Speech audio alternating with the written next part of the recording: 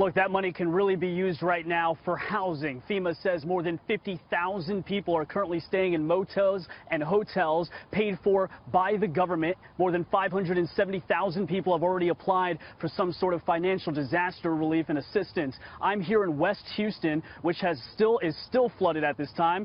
To my left, you can see a cemetery that's flooded over here. We've got cars that are also stuck behind me. These hundreds of homes and businesses that were flooded, unfortunately, after the mayor had to release water from 2 local reservoirs in this area. Now, that is particularly why they say they need that $8 billion ASAP here in the area, because as you can see, people are still suffering from the devastation of Harvey. Julie?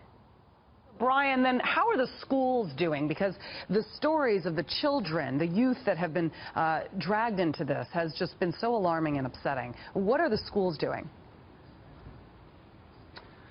218,000 students attend 300 schools in the Houston Independent School District, more than $1 billion in damage. The superintendent tells me every single school, nearly every single one, has suffered water damage or some sort of damage. And we visited Forest Brook Middle School with the superintendent yesterday. They had 3 feet of water in that school, destroyed library, band room, and gym floor. This is what he had to say. As bad as this looks, we have schools, the 7 schools, that it's even worse. They were under 4 or 5 feet of water for 5 days.